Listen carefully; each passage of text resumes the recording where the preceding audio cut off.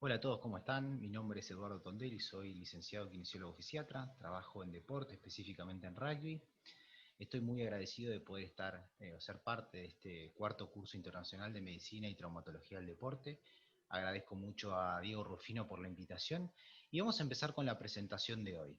La presentación llamada Ruptura de ligamento cruzado anterior, abordaje quirúrgico versus no quirúrgico. De ahora en más lo voy a llamar LSA para abreviar esa nomenclatura. Y un poco pasando por los objetivos de la presentación, vamos a hacer un breve repaso epidemiológico, cuáles son las poblaciones en riesgo, cuál es el impacto lesional en el rugby de esta entidad, y cuál será el tratamiento más adecuado y cuáles van a ser los pros y los con y cómo podemos ir abordando cada uno de ellos en el tratamiento quirúrgico y en el versus el tratamiento no quirúrgico. Un poco para introducir a la cuestión epidemiológica, tenemos que conocer que tanto para profesionales como para amateur, el número cambia radicalmente. En profesionales tenemos una prevalencia del 15% de esta entidad, en cambio, en lo que sería el rugby amateur, tenemos una prevalencia de 3%. Aquí les dejo en pantalla a Juan Pablo Saiz, un jugador del club que ha sido parte del cuerpo de Jaguares y ahora está trabajando con el seleccionado. Obviamente, este es un paciente que ha sido intervenido quirúrgicamente por una ruptura del ligamento cruzado anterior y ha retornado al deporte en óptimas condiciones. En cuanto al riesgo relativo, tenemos que es de 2 a 8 veces mayor en el público femenino. Esto es un dato muy importante a tener en cuenta, obviamente por las características biomecánicas de la mujer, los factores hormonales que también han sido ampliamente estudiados. Y en cuanto a la población en riesgo que puede llegar a sufrir esta lesión, sabemos que los deportes de tipo 1 son los más perjudicados, o los deportistas que practican deportes de tipo 1. ¿Y cuáles son? Son aquellos deportes que involucran el salto, el cambio de dirección, el pivoteo, ya sea fútbol, handball, básquetbol y rugby, obviamente. En cuanto a los otros deportes con menos incidencia de esta entidad, son los deportes tipo 2, tipo 3 y tipo 4, en el cual el 2 sabemos que hay un contacto pero no hay colisión, ¿sí? Puede haber, obviamente hay trabajo o hay exposición del jugador en situaciones que son de tipo por no contacto, y en el tipo 3, los deportes de tipo 3 son practicados en línea recta, por lo general. Por ende, las posibilidades de tener una lesión del ligamento cruzado anterior van disminuyendo. En cuanto a lo que es la relesión, sabemos que la prevalencia de relesión es del 15%, para la misma rodilla del 7% y para la contralateral del 8%. En este estudio muy interesante del riesgo de la segunda cirugía en atletas jóvenes, sabemos que los deportes más implicados o más perjudicados, los deportistas más perjudicados en este estudio fueron jugadores de fútbol, de básquet y de fútbol americano, habiendo una incidencia de esta lesión del 20%, una prevalencia del 20%, y sobre todo en atletas más jóvenes en un 23%.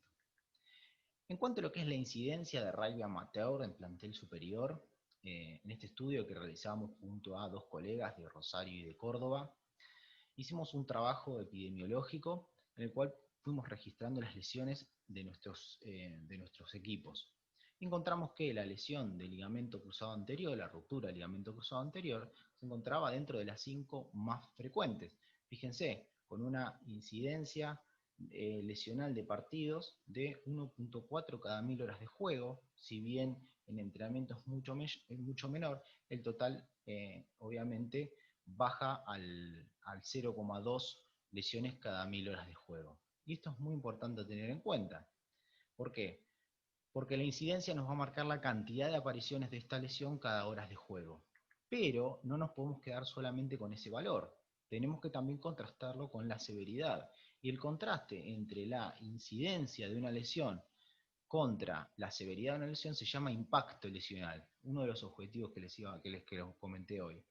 En la línea de las I tenemos la severidad, fíjense, los días que pierde el jugador de 0 a 200, y en la línea de las X la incidencia, ¿sí? Este trabajo que realizamos con los chicos está en proceso de revisión, por ende no tenemos la información, la información disponible para ser bajado, pero está en proceso de publicación. Como habíamos hablado, ¿sí? Este impacto lesional nos muestra, ¿sí?, que la lesión del ligamento cruzado anterior no es tan incidente, pero sí tiene una de las mayores severidades o la mayor cantidad de pérdida de días, ¿sí?, o de time loss. ¿Qué sucede cuando comparamos con las demás lesiones? Fíjense que esta curva nos marcaría las lesiones más severas haciendo una bajada hacia las lesiones más incidentes. La lesión más incidente la tenemos como el desgarro discotibial junto con el esguince de tobillo, y en cuanto a las más severas, la luxación glenohumeral y la ruptura del ligamento cruzado anterior. Y fíjense que está por fuera de la curva, por ende, el impacto lesional de la ruptura del LCA es muy importante, a tener muy en cuenta en esta población. Y cuando hablamos de cantidad de días, si nos fijamos bien, 159 días perdidos de severidad de una mediana de 159, nos estaría diciendo que si contabilizamos la cantidad de días y los pasamos a meses, no llegamos a 9 meses, ¿sí?, mucho menos. Entonces, esto nos está diciendo que nosotros como profesionales no hemos respetado la bibliografía o no hemos tenido en cuenta los procesos y las últimas tendencias de llevar a esa vuelta al deporte de 9 a 12 meses. No, claro que no. ¿Qué pasó? En este trabajo están incorporados aquellos jugadores que han sido abordados de manera no quirúrgica. Por ende, la severidad es mucho menor y eso hace que la mediana baje. Ahora bien, la pregunta es, ¿se opera o no se opera? Bueno, vamos a ir tratando de dilucidar algunas cuestiones con el correr de la presentación. Importante preguntarnos, ¿no?, en qué nos deberíamos basar para esta decisión, ¿sí? ¿Habrá diferencias en los grupos entre el que se va a operar y el no operar con respecto a variables de fuerza, funcionalidad, cuestionarios autorreportados? ¿Quién se va a beneficiar más con cada una de las intervenciones, tanto la quirúrgica como la no quirúrgica? Bien, y comentando un poco en esta revisión de 20 años, un follow-up de 20 años, que quizás puede ser criticada metodológicamente por ser un trabajo retrospectivo con una N de 50, es difícil tener más de esa cantidad de sujetos seguidos, ¿no?, durante tanto tiempo. Y desde la creación de Google en 1998 hasta este año, ¿sí?, hasta el 98, hasta el 2018 cuando se publicó, este grupo de trabajo fue comparando diferentes variables del grupo de 25 jugadores de deporte tipo 1 con el tratamiento quirúrgico contra el 25 jugadores del grupo no quirúrgico durante estos 20 años. ¿Y qué encontraron? Que no ha habido diferencias significativas en la aparición de artrosis, que no han encontrado diferencias significativas en los test funcionales, que no han encontrado diferencias significativas en qué grupo ha sido intervenido mayormente por una lesión posterior de meniscos. La verdad que no hubo diferencias. Y en cuanto a la estabilidad medida con el CAT-1000, con el artrónomo, lo que sí se ha encontrado es una diferencia significativa para el grupo no quirúrgico, que obviamente la tenía más inestable, pero los test de saltos no reflejaban lo mismo. Por ende, era una inestabilidad medida en situación clínica, pero no les permitía o no les prohibía a los jugadores realizar las pruebas funcionales con estabilidad. Cuando nos preguntamos en qué basar la decisión, es importante traer a la luz a esta clasificación de deportistas que van a ser Cooper y deportistas que van a ser no Cooper. ¿Cómo tenemos que tener en cuenta cuando un deportista puede ser colaborador o no? Fíjense, en este trabajo muy interesante de este esquema para retorno de deportistas a la alta competencia, obviamente tenemos acá abajo a Snyder Meckler, una autora muy interesante que vamos a verla en todas las diapositivas. Ha investigado muchísimo este tema. Fíjense, encontraron que estos criterios de clasificación son muy importantes para tener en cuenta si es un paciente Cooper o no. Y son a rajatabla, quiere decir de que si no completan o no mantienen estos valores, ya directamente son considerados no Cooper, ¿sí? Uno de esos screening o test de screening es el salto a una pierna de 6 metros cronometrado. La simetría debe ser igual o mayor al 80%. En cuanto a la COS ADLS o la GNI Outcome Summit Activity of Daily Living Scale Score, tiene que ser igual o mayor al 80%. La Global Rating Score también tiene que ser igual o mayor al 60%. La Global Rating Score es una escala de 0 a 100 donde el paciente puntúa en qué situación se encuentra con respecto a su funcionalidad global. Y la cantidad de episodios de inestabilidad, de D-Way episode, tiene que ser igual o menor a 1. O sea, cuando alguno de estos puntos de corte son alterados, el paciente o el deportista es considerado no copper. Se pueden preguntar qué ha pasado con otras herramientas de medición, como la fuerza, el salto hop, los triple hop, el simple hop, el triple hop, el crossover y la laxitud. Han sido evaluados para ser tenidos en cuenta, pero no han arrojado diferencias para ser tenidas en cuenta como criterios de clasificación. ¿Y qué hizo este grupo de estudio? ¿Sí? En un trabajo muy interesante en donde vieron qué sucedía con los copper y los no copper, con un trabajo previo de fortalecimiento. Fíjense que en el screening inicial el 37% fueron clasificados como potencial copper y en el 63% fueron clasificados como no copper. Ahora bien, ¿pueden cambiar de situación?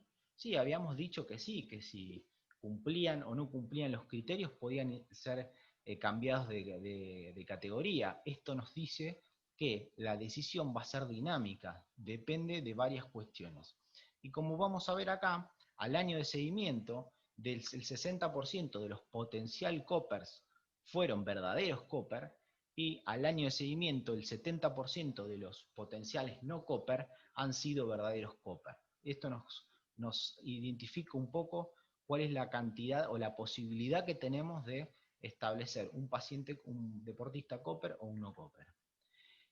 ¿Qué hicieron con este tratamiento, con este plan de fortalecimiento que les comenté? Bien, en este programa ideado por Eitzen, obviamente vamos a tener acá también a Lynn Snyder-Meckler, es un trabajo de 5 semanas en el cual expusieron a 2 veces por semana a los jugadores a un entrenamiento de 10 minutos de bicicleta, 10 minutos de elíptico y 10 minutos de cinta. Trabajaron con algunos aparatos de cadena abierta, hicieron trabajo o plantean un trabajo también con pesas y peso libre, trabajo con step, trabajo con pelota suiza y obviamente un trabajo de perturbación. En este link de código QR les dejo el artículo para que bajen y lo vean con mayor detenimiento al programa ideado en el 2010 por Ingrid Eitzen. En cuanto a lo que son los ejercicios que les comenté recién, fíjense, tenemos una sentadilla a una pierna, tenemos la subida al banco, acá tenemos la dosificación en estas 5 semanas, tenemos la sentadilla en el BOSU, que quizás acá puede ser controversial, el uso de BOSU no, la prensa a una pierna, la extensión en camilla de cuádriceps también a una pierna. Tenemos sentadillas con peso libre, tenemos trabajo de isquiotibiales con leg curl con la máquina, isquiotibiales en excéntrico con la pelota, trabajo de salto hacia un lado y trabajo de skating.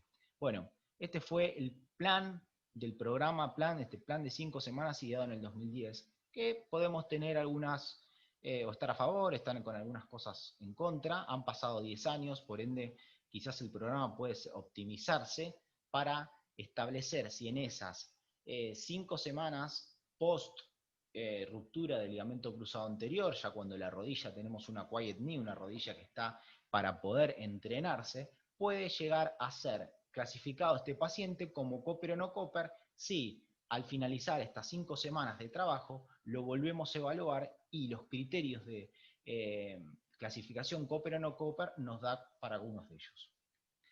Fíjense que este trabajo de 5 semanas ha generado, en cuanto a los potencial Cooper y a los no Cooper, un incremento de fuerza bastante parecido en lo que es cuádriceps, y quizás en los potenciales Cooper, en isquiotibiales, ha generado un pico mucho mayor. Aquí entra luego el 2010, a partir de este trabajo, de este planteo de protocolo, el grupo de Lauer-Oslo, que ha realizado una cantidad de trabajos tremenda en esta área. Los pacientes han sido reclutados tanto de la clínica de la Universidad de Lauer-Oslo como la Sport Clinic como la Sport Clinic de Noruega en Oslo. Bien, ¿qué encontraron en esta corte prospectiva? Bueno, han hecho varios trabajos y este es uno de ellos. En este un poco mostraban los pros y los contras de seleccionar aquellos pacientes que iban a cirugía y a los pacientes que no iban a cirugía. Y fíjense que aquellos que elegían la opción no quirúrgica y quirúrgica, en la evaluación inicial, en la comparación entre la evaluación inicial a 6 semanas y a 2 años, no había diferencias significativas en cuanto a lo que era la escala IKDC o el score IKDC, la extensión de rodilla, la fuerza en extensión de rodilla y la fuerza de flexión o de flexores isquiotibiales. Entonces tenemos un pro, ¿no? Que en estas instancias no había diferencias. Ahora bien, fíjense que para el grupo no quirúrgico tenemos que los pacientes, luego de haber hecho este entrenamiento y a las 6 semanas de haber sido testeados, fíjense, aquellos que intentaban volver a los deportes tipo 1 eran mucho menor en comparación con aquellos deportistas que eran intervenidos quirúrgicamente. Fíjense que acá tenemos la cantidad del porcentaje, casi el 20% volvía a deporte tipo 1, en cambio en el grupo quirúrgico más del 40% volvía a deportes tipo 1. Quizás cuando hablamos de qué pasó con ese porcentaje, bueno, este estudio revela que los que no hacían deportes tipo 1 pasaban a hacer deportes de tipo 2 y no había diferencias significativas en cuanto a los deportes de tipo 3, que habíamos dicho que eran aquellos deportistas que corrían o que hacían deporte en línea recta. Bien, y en cuanto a los predictores a 2 años, fíjense que después de varios años de análisis, en el último del 2018, lo que hacen es, realizan un reconocimiento de aquellos que podían ser posibles Cooper o no, les dan un trabajo de neuromuscular, de fuerza. Luego ese trabajo los clasifican en potenciales Cooper y no Cooper, según los criterios que vimos hoy, y eran expuestos a intervención quirúrgica o no, y luego la parte de rehabilitación. Fíjese lo interesante de la respuesta a 2 años, ¿no? Aquellos potenciales Cooper que han sido clasificados luego del entrenamiento neuromuscular de fuerza, han tenido mayor probabilidad de éxito, ¿sí?, a los 2 años que los Cooper que han sido los no Cooper que han sido intervenidos directamente con la cirugía. Entonces podemos pensar que realizar este plan de 5 semanas favorece el éxito a 2 años. Habría que preguntarse también si este entrenamiento en aquellos que ya son clasificados no Cooper lo pueden trabajar como un preoperatorio. Y bien, ¿cómo se dieron cuenta o cómo hicieron para poder saber estas variables a 2 años? Bien, en la primera parte, en la parte de los datos de base, la parte antes de realizar el trabajo, detectaron estos posibles predictores o candidato predictor, pero cuando realizan la segunda evaluación establecen que las diferencias significativas iban a ser mayores para el sexo femenino, la edad mayor, aquellos que tenían un buen valor en la escala COS, como los que tenían un buen valor en el single hop. Pero al final de los 2 años, sí se encuentran con que aquellos pacientes que correspondían a estas variables, a alta edad, sexo femenino y un score IKDC elevado, iban a ser los más beneficiados a 2 años. ¿Sí? Esto es muy importante tener en cuenta para el momento de decidir o de orientar a nuestro deportista. Cuando hablamos del formulario IKDC, es un formulario bastante largo, que tiene muchas instancias de puntuación. Obviamente hay una parte que tiene que completar el deportista, que ahora se las voy a mostrar en la próxima diapositiva, que fíjense que tiene que ver con las actividades que hace en cuanto a su deporte, en cuanto a la vida diaria, la funcionalidad.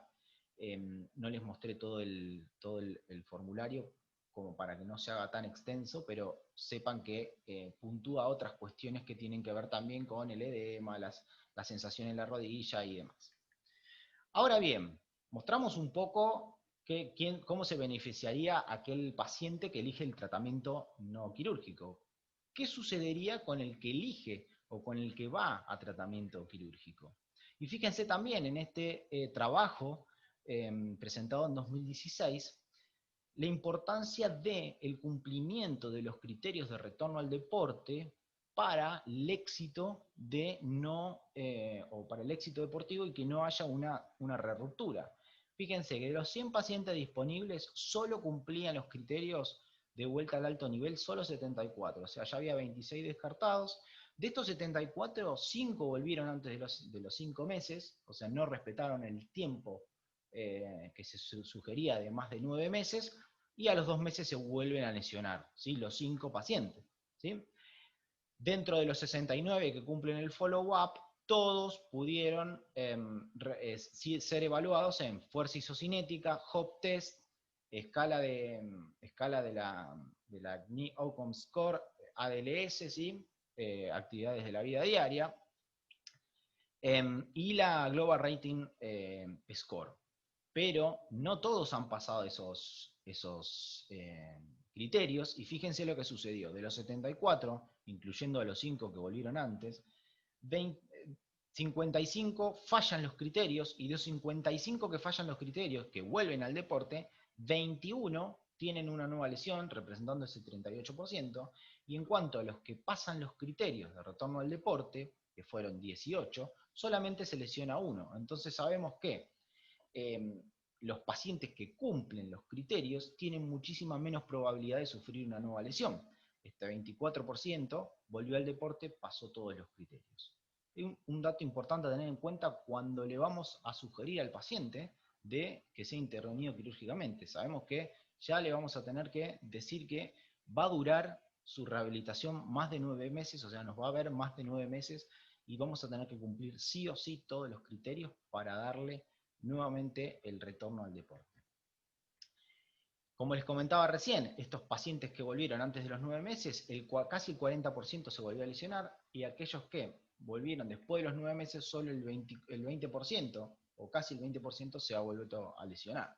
Esto en cuanto a lo que es el tiempo, ¿sí? El tiempo es considerado un criterio de retorno, pero acá lo estamos analizando de forma aislada, solamente con el hecho de volver antes o después de los 9 meses. Por ende, durante los 9 meses, si el paciente demora un mes su rehabilitación, por cada mes que lo demora, disminuye esa tasa de ruptura en un 51%. Y a los 24 meses, los jugadores que pasan los criterios de vuelta al campo disminuyen esa tasa de lesión en un 84%. Por ende, el título de este muy lindo trabajo de Griden y Snyder-Meckler, entre otros autores, se llama esa simple decisión que puede reducir el riesgo de lesión en un 84% luego de una cirugía, de una lesión, de una cirugía de reconstrucción del ligamento cruzado anterior. Obviamente del grupo del abuelosio. Importante tener en cuenta acá cuando vamos a comentarle al paciente de que va a estar con nosotros mucho tiempo. ¿Y a qué me refiero con esto? En este trabajo muy interesante de Ebert y colaboradores, fíjense que se han puesto a los pacientes o a los deportistas, se los graduó, se los puso en grupos, que el grupo 5 y 6 eran aquellos pacientes que eran acompañados por un fisioterapeuta y seguidos, ¿sí? con un seguimiento hasta el momento del retorno a la actividad, ¿sí? Fíjense que el grupo 6, el grupo supervisado por un fisioterapeuta, más de 6 meses, con una vuelta al campo supervisada, han sido los que en el momento de realizar las evaluaciones de test funcionales han tenido los mejores resultados. Esto nos está diciendo de que si nosotros acompañamos al atleta hasta el fin de su tratamiento, hasta el punto donde le damos el ok para que vuelva al campo, vamos a tener éxito en la mayor cantidad de los criterios de vuelta al campo. Por ende, completar los test no solo alcanza si nosotros no estamos acompañando a nuestro deportista, algo muy interesante. Esto es más fácil para aquellos que trabajan en clubes que no, pero tengan en cuenta el esfuerzo extra que tenemos que hacer para acompañar a nuestros deportistas. En un trabajo publicado en la revista de la Asociación de Kinesiología del Deporte que realicé en el 2019, se publicaron los datos con respecto a mi club durante los datos del 2017 y 2018, sumado a los datos que continuamos recabando con mis colegas Carlos Berio y Santiago Antinori de Olresian y de Universitario respectivamente, y fíjense que, como les había comentado, la incidencia lesional de la ruptura del ligamento cruzado anterior es 1.4 cada 1000 horas partido jugador, con las 1000 horas de juego, y en el trabajo que estamos por publicar también es 1.4 cada 1000 horas de juego. Por ende, más o menos año a año la incidencia sigue siendo la misma. Pero les voy a contar un poco qué es lo que hice yo en el club en estos años con todos los pacientes que rehabilitamos de ligamento cruzado anterior. Durante este tiempo, entre 2017 y 2020, estos 4 años, hubo 11 rupturas. En el 2017 3, en el 2018 3, en el 2019 3 y en el 2020 2. Lamentablemente estas dos de este año, en plena cuarentena, una ha sido por una caída de bicicleta y la otra por haber practicado otro deporte que no era el rugby, pero de todas maneras las tengo que incorporar como pacientes que son del club. Fíjense que dentro de este año ya clasificamos, ¿sí?, a un paciente como no Cooper por tener lesiones asociadas, lesiones ligamentarias y lesiones meniscales, y a un paciente que es potencial Cooper, que si bien lo evaluamos hace 2 semanas, tenemos que esperar en realizar este trabajo de 5 semanas para ver si puede entrar como potencial Cooper y realizar una rehabilitación.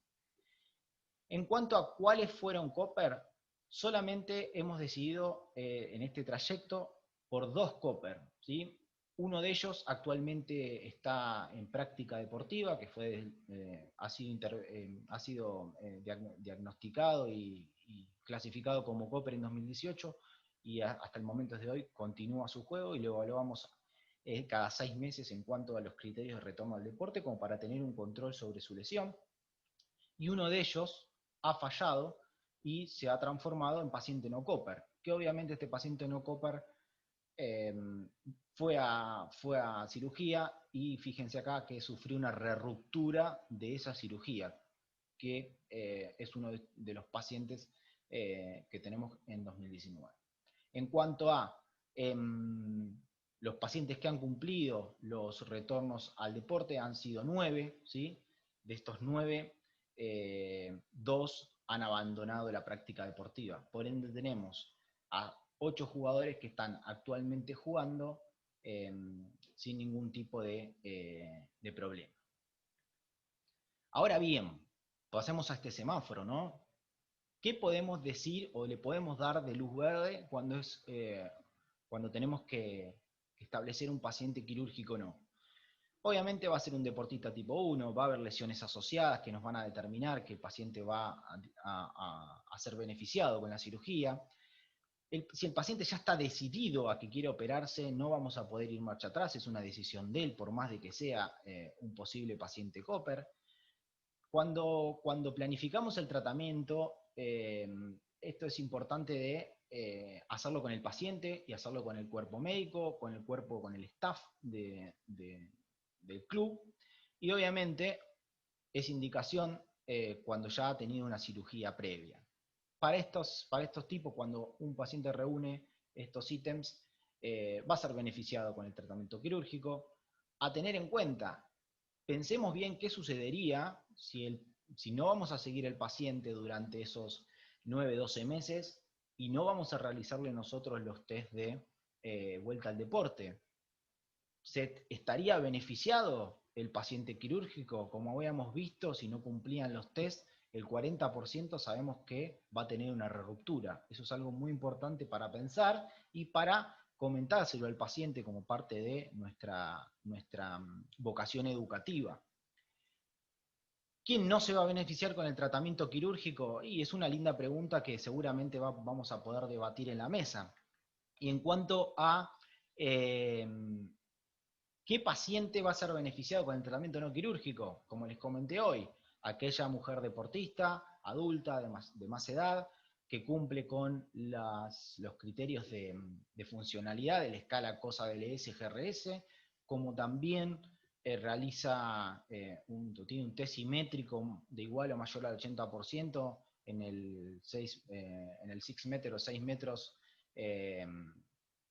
COP test cronometrado, o si ha tenido menos o un episodio de inestabilidad. Ahora bien, ¿qué sucede si estos pacientes que los tratamos como no quirúrgicos y los clasificamos como COPER, no cumplen el protocolo de 5 semanas? Ya estarían pasando a ser no COPER y no estarían siendo beneficiados con el tratamiento no quirúrgico, como también si en este tiempo de preoperatorio o este tiempo de 5 semanas de entrenamiento neuromuscular no cumple con al menos uno de estos criterios. Obviamente ya es clasificado como no COPER y no va a ser beneficiado con el tratamiento no quirúrgico. Un poco las conclusiones de esta charla: ¿cómo deben tenerse en cuenta aquellos pacientes con rupturas parciales? ¿Lo sabemos? Es un poco un gris que les dejo como conclusión, más que un resumen, les estoy dejando algunas preguntas como para hacernos y cuestionarnos de nuestra práctica y de la investigación disponible. ¿Qué importancia le damos a la educación del paciente y a la forma que les transmitimos su problema? Directamente le tenemos que ya mandar a hacer una resonancia en el primer momento, ya le tenemos que decir, tenés una ruptura, te tenés que operar. A veces las palabras influyen mucho en cómo el paciente va a tomar o toma su patología, si le generamos o no catastrofismo. Eso es muy importante a tener en cuenta y a medir cómo le comentamos o cómo le hacemos sentir el diagnóstico de su problema, ¿no? ¿Existe la posibilidad de manejar variantes para este protocolo de 5 semanas? Planteado en el 2010 hasta el 2020, hemos tenido mucha investigación que ha generado o dilucidado algunas cuestiones como reclutamiento de masas musculares y demás. Es importante tener en cuenta que a veces estas variantes que realizamos pueden beneficiar al paciente, pero todavía no están evidenciadas. ¿Qué hacemos con la escala COS, que no está traducida en nuestro idioma? ¿Cómo la planteamos? Bueno, es una de las dificultades que aparecen en la práctica clínica.